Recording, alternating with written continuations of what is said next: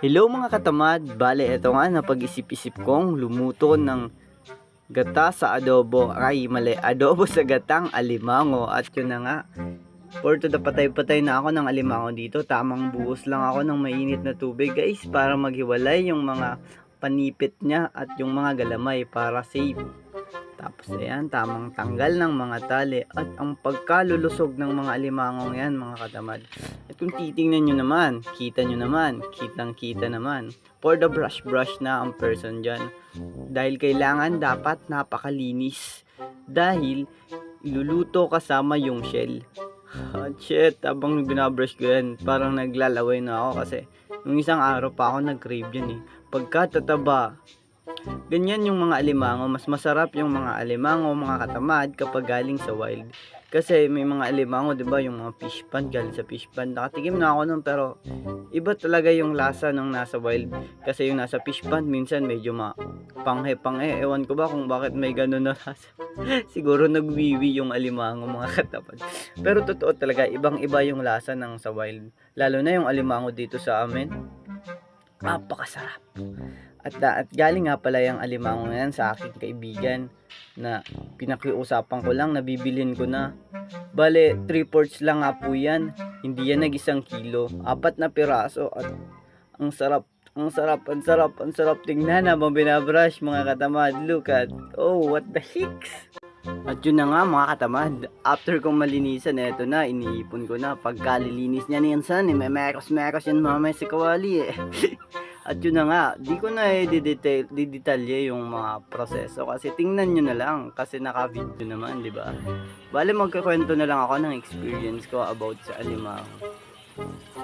Kasi dati sinusubukan ko manghuli ng alimango kasi nakikita ko sila palaging maraming huli, ang lalaki, ang tataba, shit, ang sasarap. Tapos binibenta na lang nila. Ba't hindi kasi nila ulamin? Ang sarap naman to ah. Tapos yun na nga. Bale, yung kapitbahay nga namin, si Tabert, shout out Tabert. Bale, nanghiram ako sa kanya ng mga panghuli ng alimango.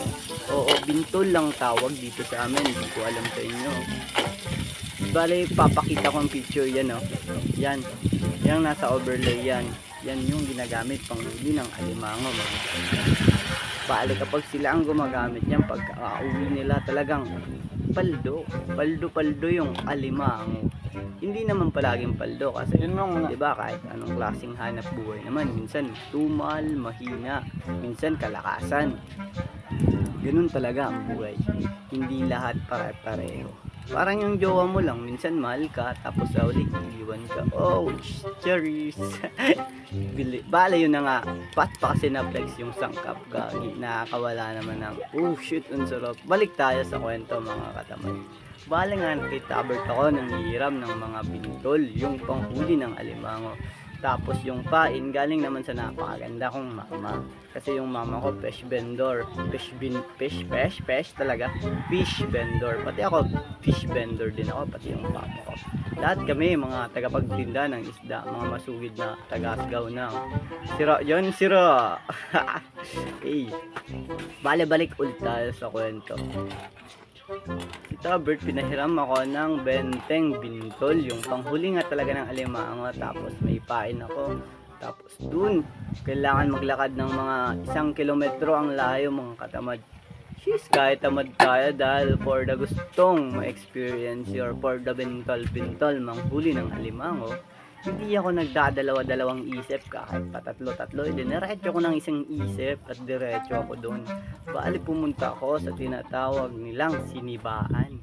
Yun na yung part ng Kabusaw Camarines Sur. Yun. Dito sa Bicol. Bale, ang sarap maglakad. Shoot towels.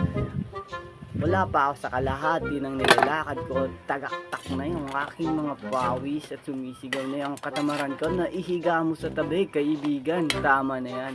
Pero dahil ang kagustuhan natin ay makaranas manghuli ng alimango, for the go na tayo. Wala tayong inuunang katamaran doon. Medyo kinalimutan muna natin yung ating sariling pagtatamad-tamad, mga katamad. At yun na nga, at nung nakarating na ako dun sa place kung saan saan ako manghuli ng alimango. Aking nakita ang magandang view.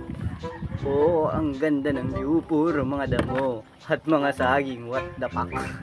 At yun na nga, bale sinuong ko ng walang katakot-takot dahil maliwanag ang kapaligiran at dala ko ang itak na pamana ng aking amang.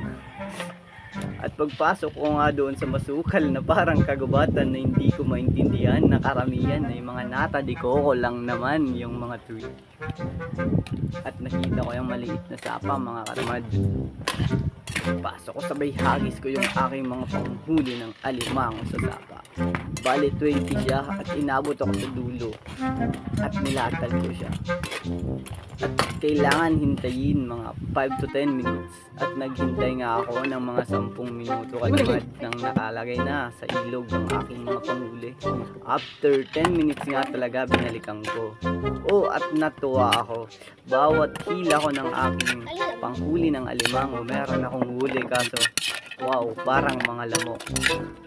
Ang liliit, yun nga mga katamad, ang liliit, medyo nalungkot ako na medyo may halong saya. Ang saya talaga. Bali tinatanggal ko lang yung mga sipit kasi maliliit, tapos lagay sa screen, ganon, lagay lang, tapos yun na nga. So pinakamalungkot, inabot ako ng 8:30 na ang huli ko 3 perasong maliliit, mga katamad, nakakaiyak. Tapos yun nga mga katamad, share ko lang, ang sarap dito, tignan nyo naman.